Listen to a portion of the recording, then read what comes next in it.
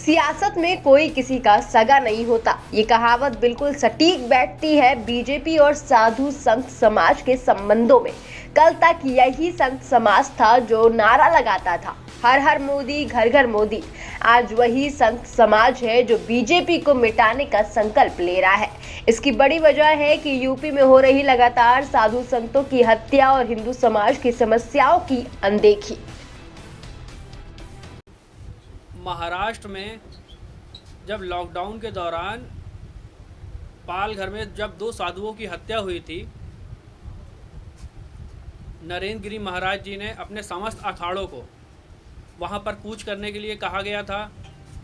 उसके बाद में उत्तर प्रदेश सरकार ने उनको रोका, बल प्रयोग किया, उनको जाने नहीं दिया गया, जिसमें हमारे श्री कृष्ण जन्मभूमि के राष्ट्रीय अध्यक्ष राजेश मणि त्रिपाठी जी, हम सभी समस्त श्री कृष्ण जन्मभूमि न्यास के पदाधिकारियों ने उनके साथ में समर्थन किया था और हम लोगों को नहीं जाने दिया गया था। नरेंद्र गिरी जी द्वारा राम मंदिर निर्माण में जो घोटाले की जो उन्होंने आवाज़ उठाई, वो भी दबा दी गई। नरेंद्र गिरी जी की जो हत्या हुई, उसमें भी निष्पक्ष रूप से सरकार कोई भी ना जांच कर रही है, ना कार्रवाई कर रही है।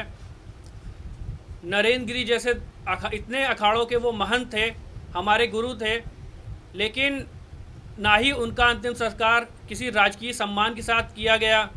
साधारण रूप से उनका अंतिम संस्कार कर दिया गया प्रशासन की मौजूदगी में, जिससे संत समाज में और हम सभी हिंदू और सनातन प्रेमियों में रोष है और हम लोग इस तरीके की घटना की बिल्कुल निंदा करते हैं। और नरेंद्र गिरी महाराज जी की जो हत्या हुई है, इसको हम ये नहीं कहेंगे उन्होंने खुदकुशी की है, ये हत्या की गई है प्रशासन द्वारा और शासन द्वारा। इसकी निष्पक्ष जांच हो, जो जांच हो या तो हाई कोर्ट या सुप्रीम कोर्ट के जज की निगरानी में यह जांच होनी चाहिए। अगर यदि प्रदेश सरकार या सेंट्रल गवर्नमेंट नहीं करती है तो श्री कृष्ण जन्मभूमि न्यास और समस्त संत समाज प्रधानमंत्री आवास की ओर कूच करेगा, और जिसको मेरे ख्याल से प्रदेश सरकार संतों को रोक नहीं पाएगी। अब संतों में हर तरीके से रोष आ गया है। 2018 से 15 से ऊपर संतों की हत्या हो गई है। राज्य सरकार द्वारा, सेंट्रल गवर्नमेंट द्वारा संतों को सुरक्षा दी जाती है, वो सुरक्षा मौके पर कहाँ रहती है, ये भी जांच का विषय है। क्या इसमें प्रदेश सरकार या सेंट्रल गवर्नमेंट का कोई मंत्री है, कोई विधायक मिला हुआ है क्या? अध्यक्ष जो हिंदूवादी के लिए हमेशा प्रमुख रूप से कानपुर में लड़ाई लड़ती थी, वो साल भर से गायब है, लेकिन शासन प्रशासन आज तक कुछ नहीं किया। 2 मामलों को लेकर प्रेस कॉन्फ्रेंस किया गया है। इसको आगे बढ़ाने से पहले एक खुशखबरी मैं आप लोगों के माध्यम से अपने लोगों को देना चाहता हूं। श्री TN मिश्रा जी, कांवरिया सेना प्रमुख, ने अपने कृष्ण जन्मभूमि आंदोलन को पूरा समर्थन दिया है और समर्थन पत्र भी दे दिया है। इसके बाद मैं मुख्य विषय पे आता हूं। नरेंद्र गिरी जी की हत्या निश्चित तौर पे हत्या की गई है। नरेंद्र गिरी जी कोई छोटे मोटे न संत थे और ना उनका जिगर ही बहुत कमज़ोर था। नरेंद्र गिरी जी से हम लोगों की बराबर बात हुई। नरेंद्र गिरी जी बहुत ही धार्मिक प्रवृत्ति के साथ साथ कलेजे वाले व्यक्ति थे। वैसा आदमी कभी भी आत्महत्या कर ही नहीं सकता है।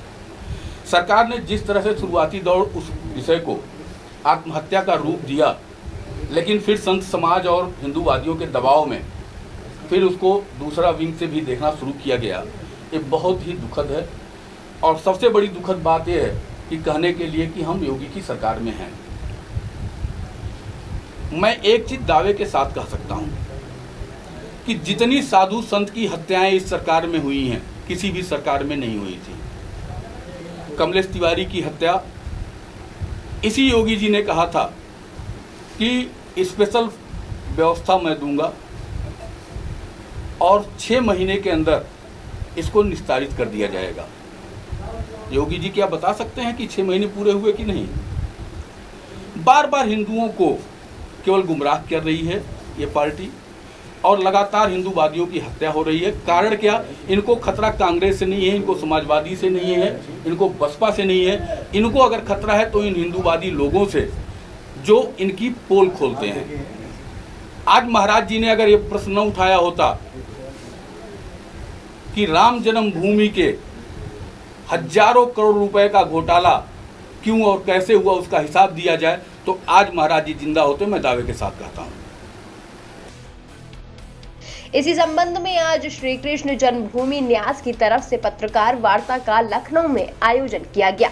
इस पत्रकार वार्ता को संबोधित करते हुए श्री कृष्ण जन्मभूमि के राष्ट्रीय अध्यक्ष राजेश मणि त्रिपाठी ने सरकार पर आरोप लगाते हुए कहा कि सरकार संत समाज को सुरक्षा देने में असफल रही है और ये कहने को हिंदुत्ववादी सरकार है, मगर इसने ऐसा कोई काम नहीं किया जिससे हिंदू समाज का गौरव बढ़े। यदि सरकार ने अपने आप को समय रहते नहीं सुधारा तो आने वाले चुनाव में साधु संत और हिंदू समाज मिलकर इस सरकार को गिराने के लिए एकजुट होंगे।